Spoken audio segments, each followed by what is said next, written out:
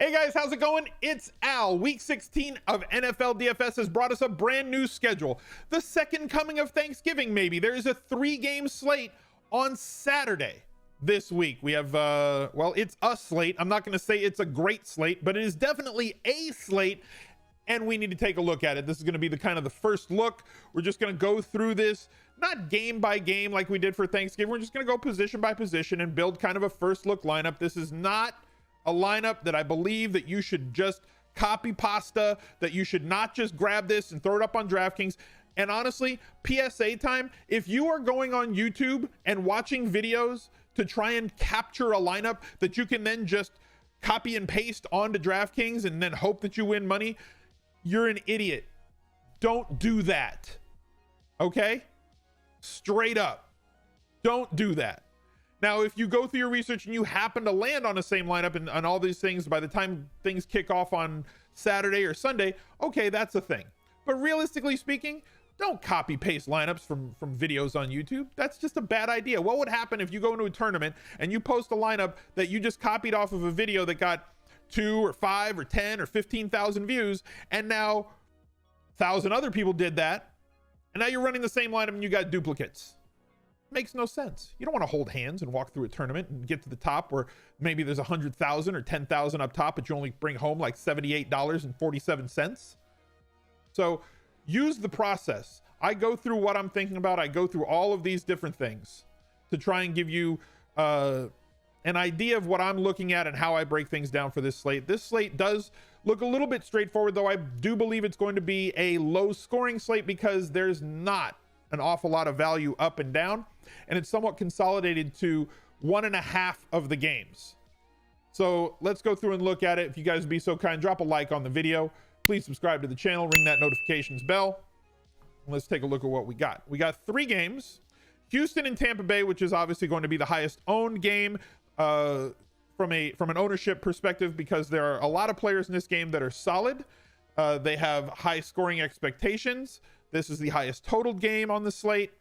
And Tampa Bay does tend to lead to shootouts. I think somebody, I forget who it was, Damian Woody or somebody else, posted this weekend on Twitter that, like, you know, is Tampa Bay the most exciting bad team that we've ever seen in the NFL? And it's not. There's a lot of truth to that. Also, maybe the last 5-6 weeks, Miami would fit into that role too, right? Where they're just constantly getting into shootouts and it's up and down, and they score a lot of points and they allow a lot of points. So it leads to great fantasy outcomes too. So we definitely have some stackability in Houston. Tampa Bay is going to be very popular. The least owned game, or the games that are going to have the game that's going to have the least ownership combined from it, is going to be Buffalo and New England. But I do think there's a couple of plays that we have to monitor in that game that we can look at and maybe pick and choose from to fill in the rest of our lineups. And then the nightcap, San Francisco and hosts the Los Angeles Rams. This first time that they met this season, it was 20-7 in favor of San Francisco. Goff really couldn't get anything done in that game, but this San Francisco defense is not really reacting the same at this point in the season over the last 6 weeks as it was over the first 8 weeks of the season. They're not a bad defense, it's not what I'm saying, but they've allowed a lot more fantasy points against over the last month and a half than they had before. Still a very tough matchup for the Rams, and we'll see kind of how that goes. I think San Francisco is about a 6.5 point favorite. It's got a solid team total for both of them. I think San Francisco is about 25.5 and the Rams about 19.5 there. So let's go through the quarterbacks. Let's take a look at this. Deshaun Watson, I think there's 2 quarterbacks that are head and shoulders above everybody else, and they both play in the same game. Deshaun Watson will be one of them, going up against Tampa Bay. Tampa Bay being a reverse funnel, meaning that they do not allow you to do anything to the middle of the field. They don't let you run the ball. They force you to throw it. Deshaun Watson's got some very talented pass catchers that he works with on this team, 3 to be exact. He's got solid tight end play and a running back in Duke Johnson, who is a great pass catcher out of the backfield in his own right. Carlos Hyde has had a season 2 years ago when he was with San Francisco, when for like a stretch, a 6 or an 8 week stretch, he also saw a ton of volume, but that's not really his forte. Even though he can be utilized in that way, he is not utilized in that way at all by the Houston Texans. But Deshaun Watson, a great play at quarterback this week, but only 100 more than Jameis Winston. So you kind of have to decide which one do you want to go with. Jameis is throwing a ton of interceptions, but who cares? He's throwing for a ton of yards. projected for well over 5,000 at this point during the season, coming off of 2 straight games where he's thrown for over 450 yards against Detroit and Indy, and now he gets Houston's defense. 4 touchdowns in both of those games, but 4 interceptions total over those 2 games as well. So you can play Jameis. He's going to be missing his 2 top pass catchers as we go to NFL Savant to kind of look at this. Here's NFL Savant. Here's their targets for the Buccaneers on the season. Mike Evans on IR. Godwin, I'm expecting to be out. I'm working under the impression that he is not going to play in this game because obviously we don't have the final yet. But with those 2 gone, you're looking at like 45% of the overall market share of Tampa Bay's targets. And when we look at the red zone targets, the most high leverage targets on this team, you're talking about 30 total, which is over 47% or around 47% of all of their red zone targets on the season. And we now have Scotty Miller who's out, so we know exactly who the pass catchers are going to be for Tampa Bay. And it's very easy to stack Winston with 1, if not 2, of his pass catchers, and maybe even 3 of them if that's where you want to go. And I'm fine if that's what you want to do from a tournament perspective on a 3-game slate. There's a lot of different lineups that you can build. I believe that James is going to be the highest owned quarterback on the slate, and it's going to depend on 2 things. 1, who you pair him with.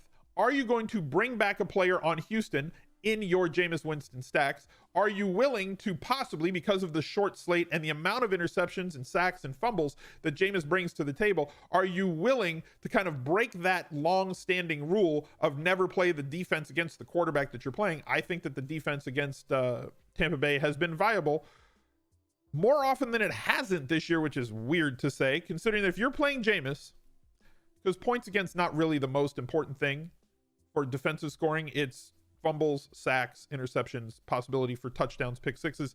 1 turnover in this game, 3 turnovers in this game against Indy, and he had 36 and 40 points in those games. This game he had, I'm just looking at the games, he had over 20 points. 29 points in this game, 2 interceptions. 4 interceptions in this game, 20 points. Fumbles lost would be this category here. 23 points here, 2 interceptions. There's sacks involved here too. 4 turnovers in this one, he had 26 points. So the rare quarterback that you can actually play the quarterback, stack his pass catchers, and also stack the defense with them. Crazy days. Looking at a couple of other quarterbacks, obviously Jared Goff, everybody else is under 6K. So you're either going to pay up for Winston or you're going to pay up for Watson, or you're going to come all the way down here to sub 6K. Jared Goff did not have a good game the last time that they played. Posted a whole 2.12 points. We're going to need him to move that decimal point 1 to the right and get himself over 20 if you think that he's viable in San Francisco. That second matchup against a team in your own division is always tough because what worked the first time may not work the next time. The Rams are a bit of a different offense now, operating more through their tight ends, as is evidenced by Tyler Higbee's 3 straight games over 20 points with Gerald Everett out.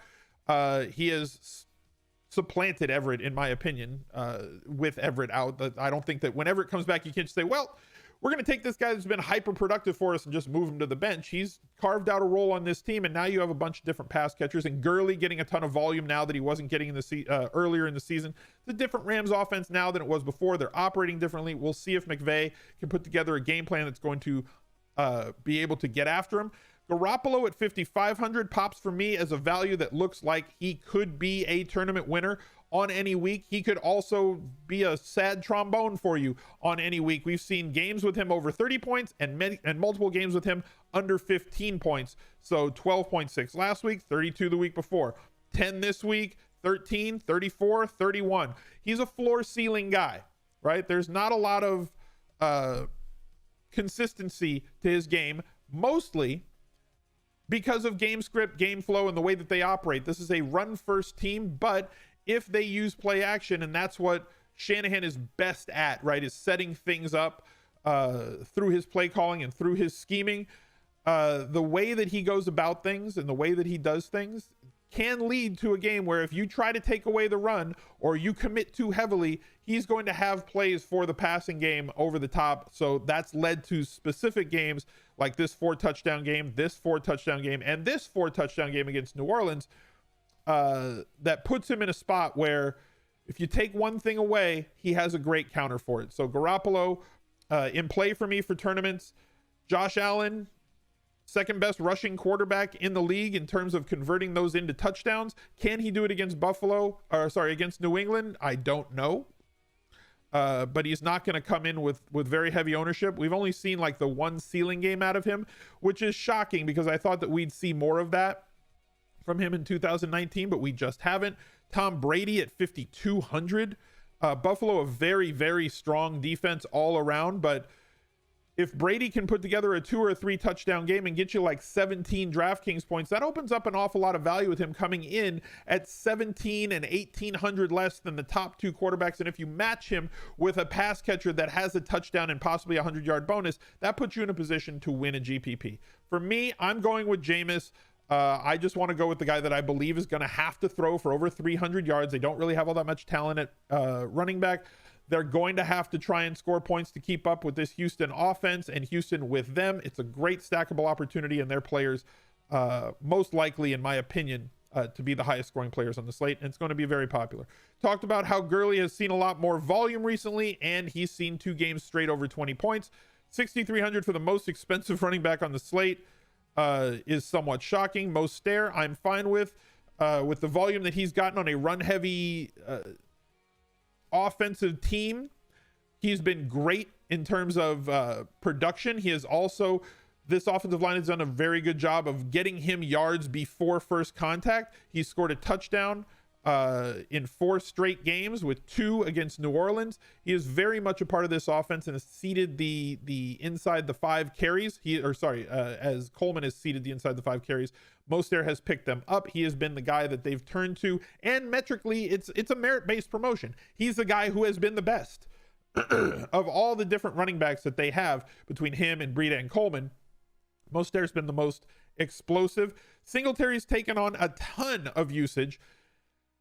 He's the lead back now in Buffalo for 5,500. I might just make this a volume play here and go with it and see what we can do here with him as the volume play. James White saw 10 targets the first time that the Patriots played against Buffalo in Buffalo. They were a different team then a little bit. It was obviously earlier in the season, but they had sustained a lot of injuries and there weren't a lot of pass catchers on the team. So he had a much bigger role in the passing game for that month than he has recently. It kind of ebbs and flows right now with 4, 7, up to 11 in a game that they were chasing massively against Houston. They were down over 2 scores most of the game, 3, 7. I'm not expecting these sort of numbers here with 9, 10 targets where we can just say he's going to get his 9 or 10 targets. But if you want to project the way that the game looks like it could flow, Buffalo does a very good job of stopping just about everything, especially perimeter wide receivers. So expecting a couple of extra targets to flow James White's way based on the way that Buffalo defends, not out of the realm of possibility. For me, the 3 running backs I'm most interested in on this slate: 1, Devin Singletary because of the volume that I mentioned; 2, Duke Johnson because of the high scoring nature of this game and the fact that he's only 4,100. He's my siren song, guys. I'm sorry. He blows into the shell and then all of a sudden I just get drawn into the rocks. I understand the risk, and if you don't want to play Duke Johnson, I get it. You don't have to. But there's not a lot of value on this slate, and there's going to be at least one spot in your lineup that you're going to feel uncomfortable with. But I like him kind of as a part of a bring back stack for Jameis Winston. And then in my flex, I'm going to play Mostert to bring it back late at wide receiver. The one guy that I feel I must have on this slate is DeAndre Hopkins. He's going to be the cornerstone of my lineups. You know what you get. I don't need to go into much detail, and we know that Tampa Bay does not do a very good job of stopping perimeter wide receivers. If you would rather go with Fuller or you would rather go with Stills to stack with your Watson or a bring back with Winston, I get it. I'm fine with it. Godwin didn't participate in practice on Tuesday, coming off of an injury he sustained last week. I don't know if they really have to run him out there, and if they don't, we're talking about multiple injuries on this Tampa Bay receiving core. So if we just pull up Tampa Bay, Godwin injured, Evans on IR, Perriman fine but bumped up to 6,000 this week from 4,500 last week. Justin Watson up to 4,600, and Scotty Miller goes to IR. So we have Ishmael Hyman. No. We have Justin Watson at 4,600. I'm going to stack him with Winston. I'm also going to stack Perriman with Winston and just go with kind of a game stack here. 2 guys going with Winston and 2 guys coming back. Looking at some other players on this slate at wide receiver, just to discuss them. The Rams guys going up against San Francisco, Cooper, KUPP, Woods. They're tournament plays. Obviously, to me, they're not guys that I think are core plays, but it's a 3-game slate, so like ownership's going to be higher. So a core play on a 3-game slate is different for me. Core play on a 3-game slate is somebody that I want to have like 60 to 85% ownership. Core guy on a main slate with 11 to 13 games is somebody that I'm probably looking at like 20 to 35% ownership. So the definition of core for me changes in terms of my allocations of a player. Cooper Kupp, always one of my favorites. Robert Woods, except for that last game, has seen great production recently. Saw the same sort of volume, just 17 yards on 9 targets. Is kind of an anomaly. I expect him to bounce back at least a little bit, even though it's a very tough matchup against San Francisco. Will Fuller, always got to watch Will Fuller. Limited in Tuesday. Look for the Wednesday practice report, Thursday practice report. See if he's actually going to be a participant in those and what his designation tag is going to be injury-wise for the weekend. But 100% in play for tournaments if he's a go because of his big playability and tournament winning upside. John Brown has been steady, but now draws as tough a matchup as you can get against New England. Their defensive backs have been stellar this year. You guys know how I feel about Smokey. I think that he's a fantastic wide receiver. We just haven't seen the ceiling games from him this year, and I don't know that this is a ceiling spot. But you're getting for 5,700 somebody who's going to come in at a low percentage owned in tournaments with a very high upside if he can get behind the defense for 1 touchdown. And it'll separate itself. I talked about Garoppolo being in play. Guys like Manny Sanders, guys like DEEBO Samuel going up against this Rams squad. Ramsey could shadow, or he could spend time on both. We don't, I don't at this point know. We're going to look at this later in the week, obviously, as things come out. Mike Clay does a great article on ESPN if you're an insider for his, it's the Shadow Report, his wide receiver cornerback matchups, where he will try and show you that. We can go on PFF and take a look at where Ramsey's played the majority of his snaps, left side, right side. Has he shadowed what percentage of the time? And where DEEBO and all them look at stuff. But as I said, this is kind of my first look at this slate. So I haven't dug that deep into it, but we will before lineups lock on Saturday morning. And hopefully you guys do too. Couple of other looks on this slate. Kenny Stills, nothing more than a tournament dart throw for me. And the New England wide receivers, same sort of a situation. We make plans and Belichick laughs. That's just kind of how it's gone for years. Tight end, George Kittle, obviously a monster, but at 6,500, I'm not sure that outside of Garoppolo stacks or Rams bringbacks, I can afford him with the lineup that I've had or that I've built here. We're going to have to find some extra value. I don't know that a lot of value exists on this slate outside of possibly 2 guys on Tampa Bay because of the wide receivers that are there. Cam Brate, who last week, through all the injuries, saw 7 targets. And also, he's 3,500. And O.J. Howard at 4,000 with 8 targets last week, 5 targets the week before, and 6 targets the week before that is only at 4K. But it's a leap of faith for both because the Bucs have not utilized tight ends a lot this year under this Arians offense. Arians has historically never utilized tight ends a lot. This may be the only situation this week, week 16, 2019, where Bruce Arians is forced to use his tight ends because he does not have other viable pass catchers. So the possibility that somebody like O.J. Howard lines up wide or in the slot, the chance or possibility that Cam Brate lines up wide or in the slot on more plays than before because they just don't have the talent on the roster right now with the injuries that they've sustained to their 3 of their 4 top wide receivers to be able to just run out practice squad guys or find somebody that was bagging groceries to come out here and all of a sudden play wide receiver in the NFL. Not really a possibility. I understand if you don't buy into Perriman, if you don't buy into Watson and you'd rather go with one of those value tight ends on the Buccaneers as your tight end, that's fine with me. And I'm probably, the way that I'm going to play it is I'm going to build that group on Daily Roto with Jameis Winston as the quarterback and then look through and make sure that I have 2 pass catchers stacked in every Jameis Winston quarterback lineup between a group of Perriman and Watson and Howard and Brate. And it's going to cycle through all those guys in my Winston stacks, and possibly 1, if not 2 of those guys in my Watson bringback stacks. Bringback stack being defined as the players playing against the quarterback stack that you're playing with, because if the quarterback stack goes off, you have to assume that the other side's going to have to play catch up. Or if the other side catches a lead and your quarterback's got to play catch up, somebody's got to do the scoring on the other team. You're hoping for a shootout. Easiest way to build yourself tournament winning lineups is with a quarterback stack and a bring back player, because you don't have to nail all 9 spots.